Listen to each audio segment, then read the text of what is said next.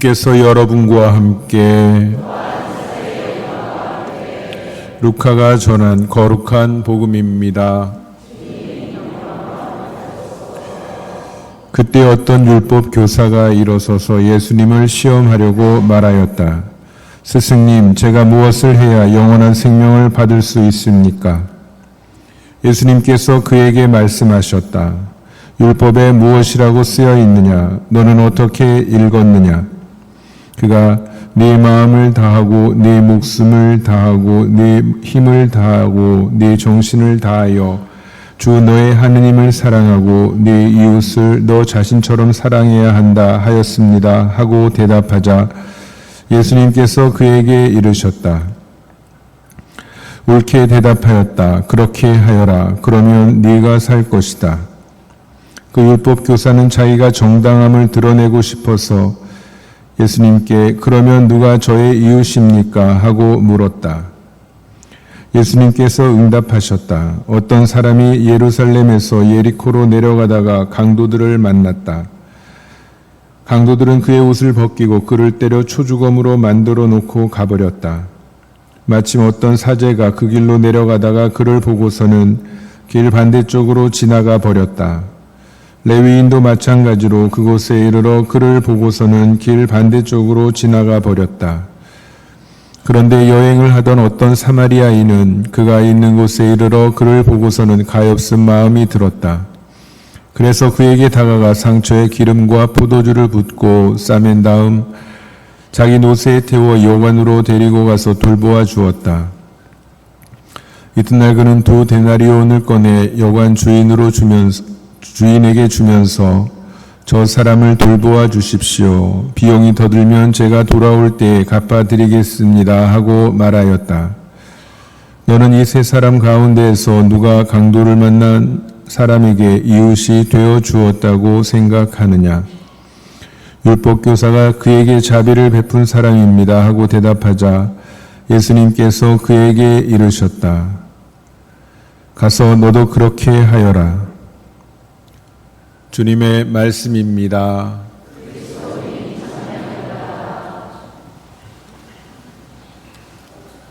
참회 예수님, 좋은 아침입니다. 아침이라고 하기는 좀 늦은가요, 지금이? 좋은 낮입니다. 우리 옆에 계신 분들과 인사 나눠볼까요? 뭐라고 할 거예요? 좋은 아침입니다. 이렇게 하시는 거예요, 지금? 네, 뭐든 한번 해보세요. 자, 좋은 땡땡입니다. 네. 좋죠.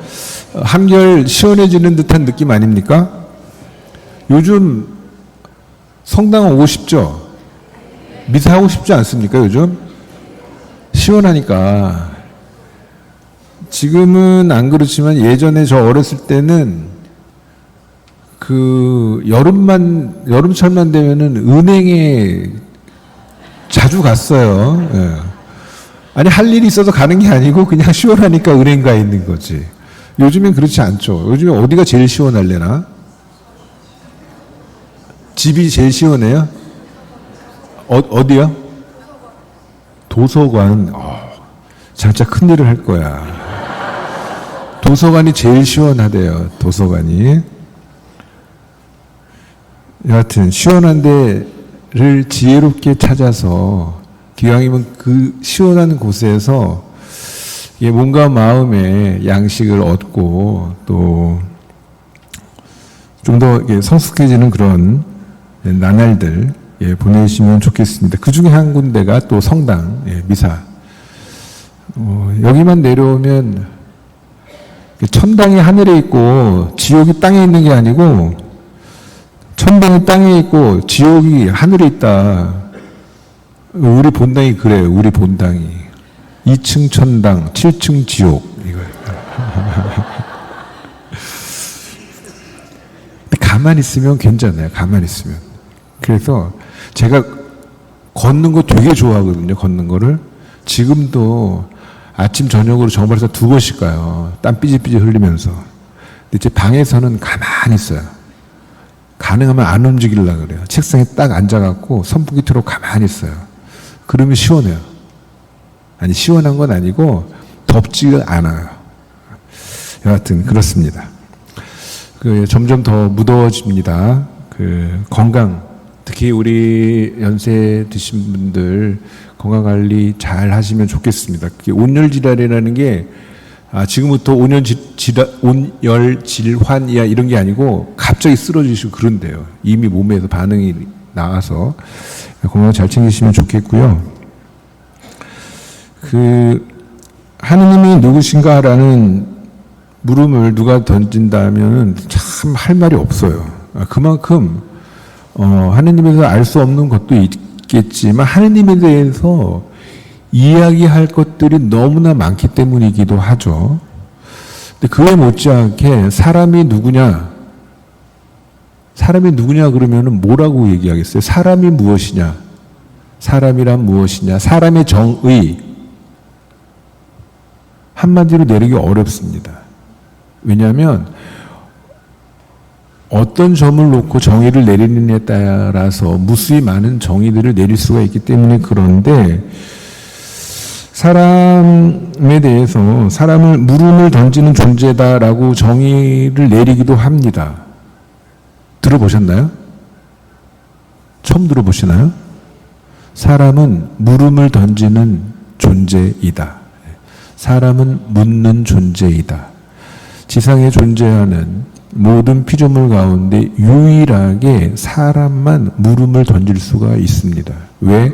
하느님을 닮았기 때문에 그렇습니다. 이성이 있고 또 그 이성을 놓고 판단을 하고 자유의지를 통해서 구체적인 행동을 할 수 있는 짜여진 대로 살지 않고 본능대로 살지 않고 하느님 비스무리에 닮았기 때문에 그렇게 살아갈 수 있기 때문에 물음을 던집니다. 만약에 물음을 내가 던지고 있지 않다, 묻지 않는다 그러면은 뭐가 문제가 있는 겁니다. 사람이 아니든지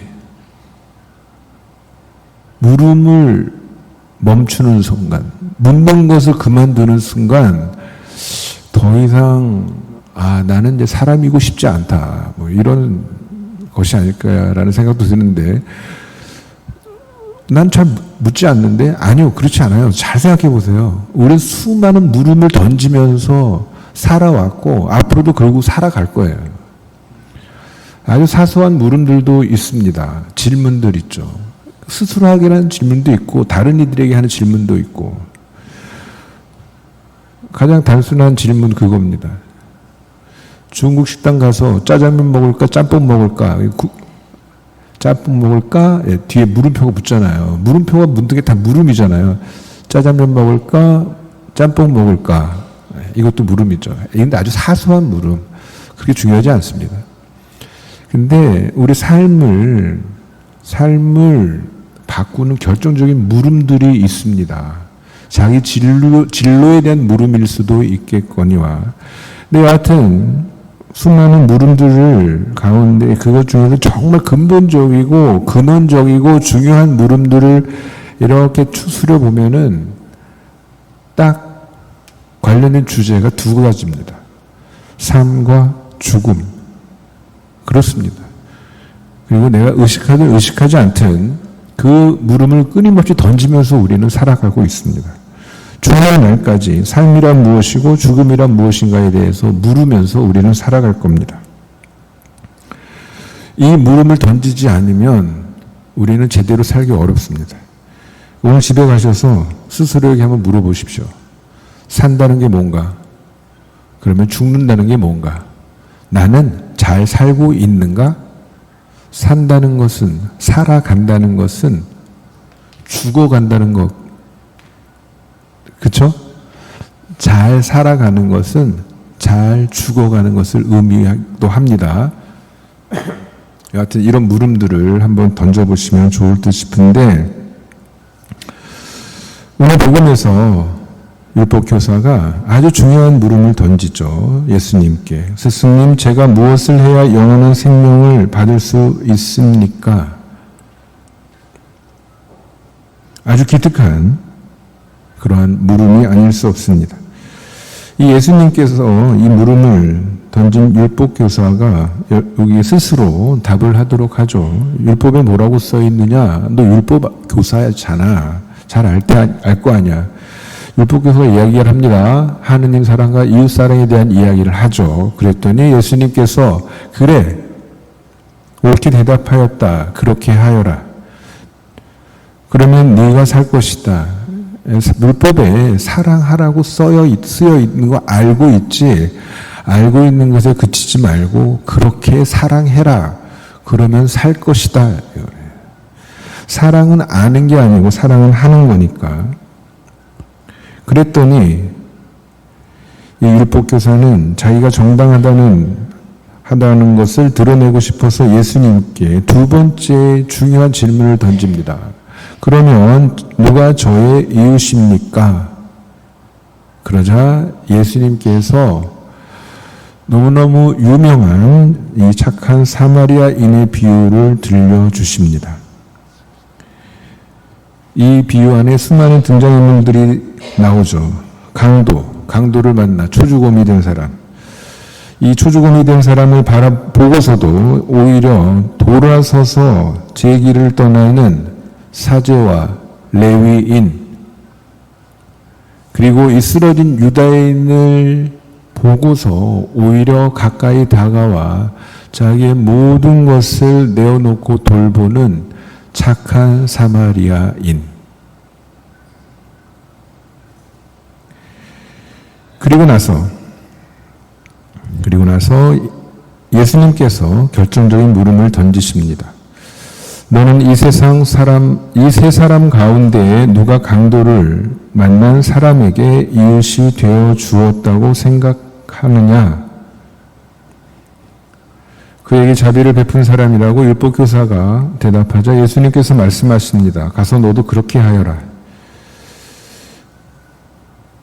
율법교사는 누가 저의 이웃입니까? 라고 묻습니다. 예수님께서는 누가 이웃이 되어 주었느냐 하고 되물으십니다. 이웃을 알아서 사랑하는 것이 아니라 사랑하기 때문에 이웃이 되어주는 것이다 라고 말씀을 하시는 거죠. 이 착한 사마리아인의 비유는 우리 그리스도인의 삶에 있어서 가장 근본적인 지침이라고 해도 과언이 아닐 겁니다. 이웃이 되어주는 겁니다. 어떻게? 사랑함으로써. 프란치스코 교황님께서 2020년 10월 3일 모든 형제들이라는 회칙을 반포하셨습니다. 형제애와 사회적 우애에 관한 회칙입니다. 혹시 읽어보셨습니까? 읽어보신 분?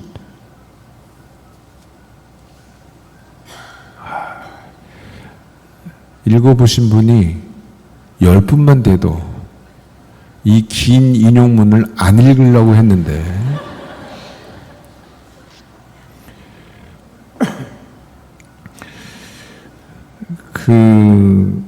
꼭 읽어보시기를 바랍니다. 형제와 사회적 우애에 관한 회칙, 사랑에 대한 회칙인데 사랑이 여러 가지 사랑이 있죠. 연인 간의 사랑일 수도 있고 부모 자식 간의 사랑도 있습니다. 공동체 안에서 이루는 사랑도 있고요. 경제적 차원의 사랑도 있고 정치적 차원의 사랑도 있습니다. 이 모든 것을 아우르는 사랑에 대해서 아주 구체적으로 쓴 그 회칙입니다. 꼭 읽어보시기를 바랍니다. 특별히 현대를 살아가는 우리 그리스도인으로서. 이 모든 형제들 회칙 72항부터 83항까지 이 착한 사마리아 사람의 비유에 대해서 아주 탁월하게 해석하면서 그 의미를 밝혀주고 있고 또 특별히 모든 그리스도인들이 이 착한 사마리아인처럼 살아가라고 초대하는 내용이 있습니다. 내용이 어제 저녁에도 읽었고 오늘 새벽에도 읽었는데 솔직히 되게 깁니다. 여러분 들을 마음이 있으시면 읽어드리고, 지금 여러분 스스로에 묻고 있죠. 읽으라 그럴까 말까. 네, 조금만 읽겠습니다. 아니면 여러분 다 집에 가서 꼭 사서 읽어보실래요?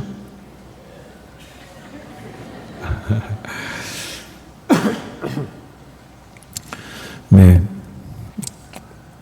우리 형제들 72항부터 83항까지를 전부 다 읽어드리진 않고 그 중에서 3분의 2 정도만 읽어드리겠습니다. 기회가 되면 꼭 읽어보시기 바랍니다. 비유는 강도로 시작합니다. 예수님께서 시작점으로 선택하신 때는 이미 공격을 당한 이후입니다. 예수님께서는 우리가 사건이 대하여 비탄해졌는데 멈추어 있거나 강도들에게 눈을 돌리게 하지 않으십니다. 우리는 그들을 잘 알고 있습니다. 우리는 권력, 축제, 분열에 삿된 이익에 동원되는 폭력과 무관심에 짙은 그림자가 세상에 들이우는 것을 보았습니다. 다음과 같은 의문이 생길 수 있습니다. 우리는 다친 사람을 길가에 내버려 두고는 폭력을 피하여 각자 도생하려 할까요? 아니면 강도들을 쫓아가려고 할까요? 우리는 이 다친 사람을 핑계삼아 우리의 화해 불가능한 분열, 잔인한 무관심, 우리 내부의 갈등을 정당화할 것인가요? 그리고 나서 비유는 멀찍이 지나쳐가는 사람들에게 분명히 우리의 시선을 고정하게 합니다. 죄가 있든 없든 멸시 때문이든 안타까운 경솔함 때문이든 멈추어 서지 않고 길 반대쪽으로 지나가 버리는 이 위험한 무관심은 등장인물인 사제와 레위인을 통하여 안타까운 현실의 괴리감을 더욱 슬프게 반영합니다. 멀찍이 지나쳐 가는 데에는 상부적인 여러 방식이 있습니다. 한 가지 방식은 자기 자신에게만 몰두하여 다른 이들을 도외시하거나 그들의 역경에 무관심한 것입니다. 또 다른 방식은 그저 바깥만을 바라보는 것입니다. 멀찍이 지나쳐가는 사람들에게는 우리가 무시할 수 없는 특별한 면모가 있습니다. 바로 그들이 종교인이라는 사실입니다. 더욱이 그들은 경신례에 헌신하는 사제와 레위인이었습니다. 이 점을 간과하면 안 됩니다. 하느님을 믿고 경배한다는 사실이 하느님 마음에 드시는 삶을 보증하지 않는다는 것을 의미합니다. 신앙인이라고 해서 신앙이 요구하는 모든 것에 충실할 수는 없습니다. 그러나 그는 하느님께서 자기 곁에 계시다고 느끼며 자신이 다른 이들보다 뛰어나다고 여길지 모릅니다. 그러한 반면에 형제들에게 마음을 열도록 북돋우는 신앙을 실천하는 방법들이 있습니다. 그것은 하느님께 참으로 열려 있음을 드러내는 보증입니다. 요한 크리소스토모 성인은 그리스도인들에게 제시된 이러한 도전을 아주 명료하게 표현하였습니다. 여러분은 그리스도의 몸을 참으로 공경하고자 합니까? 그분께서 헐벗으셨을 때에 모른 척하지 마십시오. 바깥에서는 그분께서 추위와 헐벗음으로 고통받으시도록 내버려 두면서 성전 안에서는 그분을 비단옷으로 공경하지 마십시오. 역설적이게도 믿지 않는다고 말하는 이들이 때로는 신자들보다 하느님의 뜻을 더욱 잘 실천할 수 있습니다. 노상 강도들은 흔히 반대쪽을 보면서 길을 지나쳐가는 자들과 은밀히 동맹을 맺고 있습니다. 사회를 이용하고 속여 소진시키려는 자들과 자신이 순수한 비평가 역할을 해나간다고 생각하지만 동시에 그 체제와 자원들에 기생하며 입속을 차리는 자들이 내통하고 있습니다.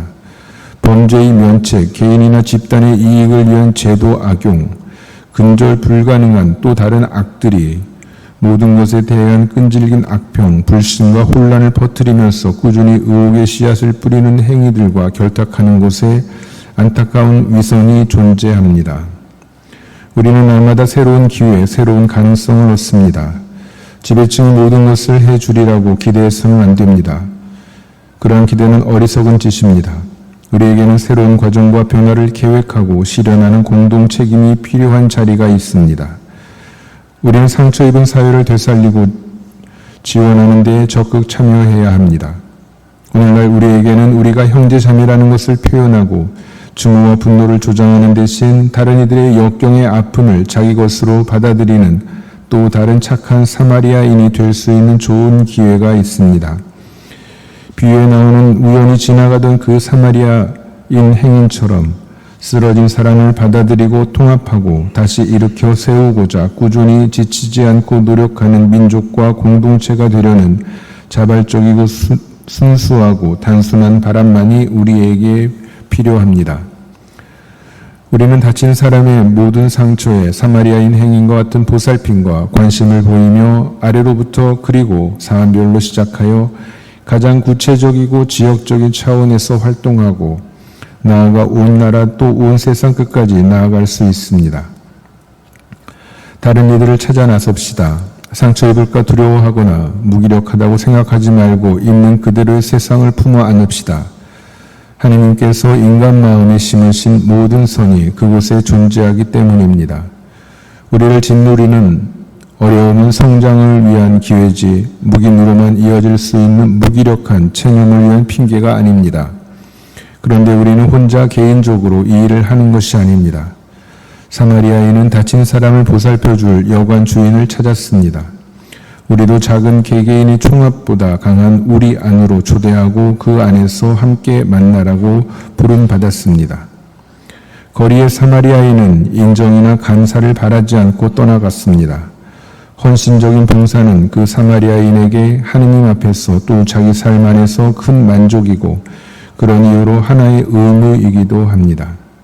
다친 이들에 대한 책임, 곧 같은 민족이요 지상의 모든 민족인 이 다친 이들에 대한 책임이 우리 모두에게 있습니다. 남녀노소를 막론하고 모든 사람의 취약성을 연대와 배려의 자세로 곧 착한 사마리아인이 지녔던 이웃됨의 자세로 돌봅시다.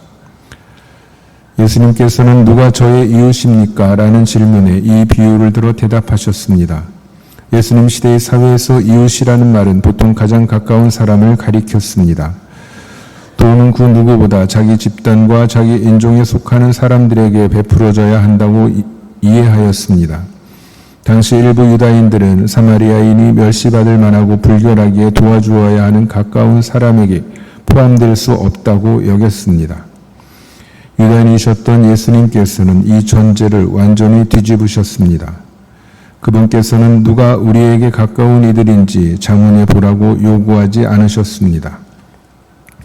오히려 우리에게 이웃이 되라고 요구하신 것입니다. 예수님의 제안은 도움이 필요한 사람에게 다가가라는 것입니다. 그가 우리 무리에 속할 수 있는지는 관계없이 말입니다. 이 경우 사마리아인은 다친 유다인의 이웃이 되어준 사람입니다. 그는 가까이 다가오자 모든 문화적, 역사적 장벽을 넘었습니다. 예수님의 결론은 다음과 같은 당부입니다. 가서 너도 그렇게 하여라. 다시 말하면 그분께서는 우리에게 모든 차이를 내려놓고 고통 앞에서도 그 어떤 사람에게라도 가까이 다가가라고 요구하십니다. 따라서 나는 도와줄 이웃이 있다고 말하는 것이 아니라 나 자신이 다른 이들의 이웃이 되어야 합니다. 문제는 가던 길을 멈추고 도와준 사람이 사마리아인인 반면 다친 사람은 유다인이라는 사실을 예수님께서 분명하게 강조하고 계신다는 것입니다. 모든 이에게 열려있는 사랑에 대하여 성찰하는 데 이 세부 묘사가 지극히 중요합니다. 사마리아인들은 이교의식에 물든 지역에 거주하였습니다. 유다인들은 그들을 불결하고 혐오스러우며 위험한 이들로 여겨왔습니다. 그러나 사마리아인과 유다인의 이 자비로운 만남은 모든 인연적 조작을 부정한 강력한 도발이었습니다. 그리하여 우리는 경계를 넓히고 온갖 편견과 역사나 문화의 장벽과 모든 사소한 이해관계를 뛰어넘는 우리 사랑의 힘에 보편적 차원을 부여합니다. 나중에 기회 되시면 모든 형제들 회칙을 꼭 읽어보시기를 바라면서 늘 물음을 던지며 살아가는 사람으로서 특별히 예수 그리스도를 믿고 예수 그리스도와 닮은 삶을 살아가고자 하는 그리스도인으로서 두 가지 물음을 다시 떠올려 봅니다. 누가 나의 이웃인가? 누가 이웃이 되어 주었는가? 우리가 지녀야 할 물음은 예수님께서 던지셨던 물음, 누가 이웃이 되어 주었느냐라는 물음일 것입니다. 이 물음 늘 마음에 품고 우리 주위에 있는 쓰러져간 이들 일으키는 삶을 살아갈 수 있으면 좋겠습니다. 짧은 묵상글로 강론을 마무리하겠습니다. 이웃이니 사랑하나요? 사랑하니 이웃이지요. 잠시 묵상하겠습니다.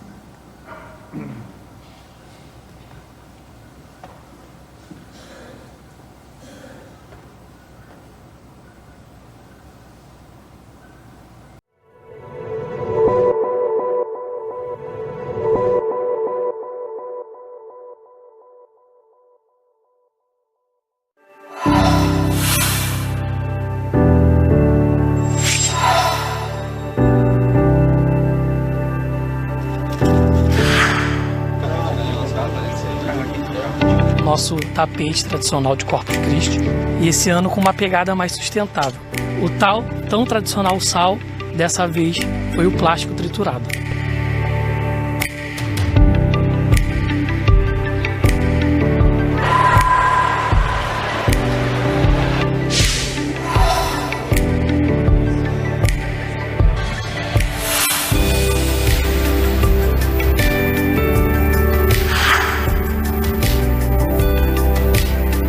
Então, se utilizou as tampinhas, ecológicas, trituradas para fazer o tapete, lembrando bem essa nossa corresponsabilidade, com a ecologia, com a preocupação com o meio ambiente.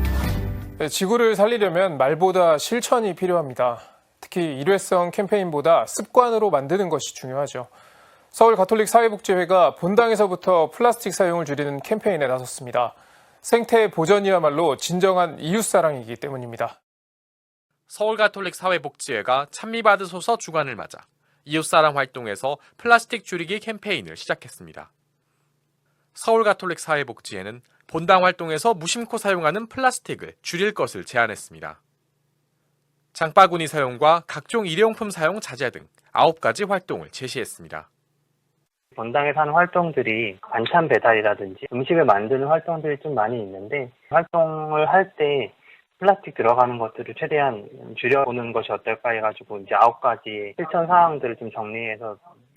플라스틱을 재활용하는 것도 중요하지만 사용량을 줄이는 것이 가장 중요합니다. 플라스틱을 줄이기 위한 다음의 9가지 행동을 실천해주세요. 1. 장바구니를 사용합니다. 2. 과대포장보다 단순 포장된 제품을 구입합니다. 3. 일회용 페트병 사용을 최대한 줄입니다.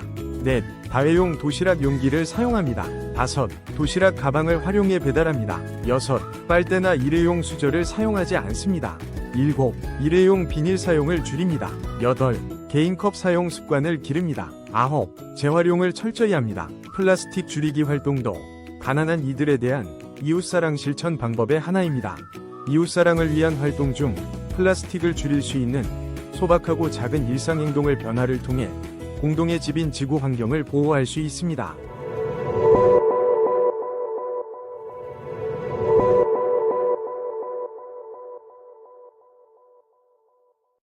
자, 주고 있는 공지사항 말씀을 드리겠습니다. 여러분 집에 가져가서 꼭 읽어보십시오. 공지사항. 네? 공지사항 따로 안 하겠습니다. 아니, 주부에 내는 이유는 여러분 집에 가서 보시면서 한 주간 내내 필요한 건 뭐 있나 살펴보고 또 본당 공지사항 살피면서 본당 가족으로서 관심 좀 가져주시고 함께 할 수 있는 것들 적극적으로 참여해달라는 의미로 주부에 내는 거거든요. 그러니까 미사 때 보지 마시고 미사 끝나고 집에 가셔서 꼭 보시기 바랍니다. 무더운 한 주가 또 이어질 텐데 그래도 행복하게 잘 보내시고요. 다음 주에 뵙도록 하겠습니다. 일어나십시오. 강복드리겠습니다. 주님께서 여러분과 함께 전능하신 천주 성부와 성자와 성령께서는 여기 모인 모든 이에게 강복하소서. 주님과 함께 가서 복음을 실천합시다.